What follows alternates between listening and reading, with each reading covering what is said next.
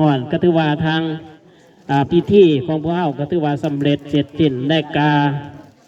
อาจารย์ก็แนะนำตั้งหน้าลูกหลานนอกกับขออวยพรใส่ให้เจ้าผาดเจ้าศรัทธาและก็พ่อแม่ออกที่มาร่วมในสถานที่นี้เนาะ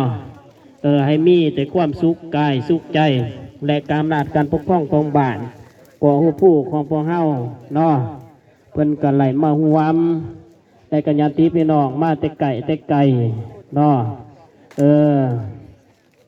ก็ถือว่าพวกเฮามาทำความเนาะเนื่องจากว่าญาติพี่น้องหรือว่าเจ้าภาพเจ้าศรัทธาเพิ่นก็ได้จากได้จากหรือว่าได้เสียบุคคลสำคัญเนาะไปอีกเนาะฉะนั้นแล้วพวกเฮายังมีชีวิตเนาะอันใดก็แม่นพวกเฮาได้ทำความงามความดีเนาะเอาทางคณะกรรมการกวดเบิงอันใดที่ว่าบ่ท่านแล้วอันใดที่ว่าบ่ท่านจบบ่ท่านงามก็แม่นให้เช็คเบิงความละเอียดเนาะเช็คเบิงความละเอียดเทียบห้อยในกัญญาติพี่น้องเนาะอย่าลืมอย่าพลาดเนาะมือตั้งบุญมือใดมีบ่ใบข้าวบุญ